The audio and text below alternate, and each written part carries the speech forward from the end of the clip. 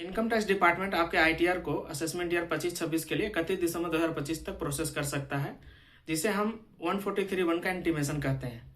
Tax payers के पास भी 31 दिसंबर 2025 तक का ही टाइम है आईटीआर को रिवाइज करने के लिए। अगर आपके आईटीआर में कोई एरर या omissions income tax department identify करता है तो आपको उसे 31 दिसंबर 2025 तक रिवाइज कर लेना है।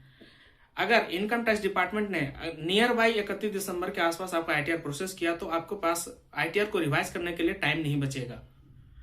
ये टाइम लिमिट असेसमेंट ईयर 16-17 तक 1 year from the end of the assessment year हुआ करता था, जो कि 31 मार्च के बाद भी आगे का 1 साल आपको देता था आईटीआर को रिवाइज करने के लिए।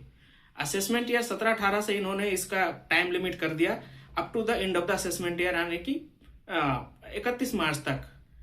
असेसमेंट ईयर 20-21 से इसे कर दिया गया टिल 31 दिसंबर, यानी कि असेसमेंट ईयर आपका कंप्लीट होता है 12 मंथ्स का होता है, उसे अब इन्होंने एज ए प्रोसेसिंग के लिए जो है 31 दिसंबर तक कर दिया है। आपको रिवाइज करने के लिए टाइम लिमिट कम दिया गया। नंबर ऑफ टैक्स पेयर्स बढ़ रहे हैं लेकिन टाइम ड्यूरेशन कम हो रहे हैं।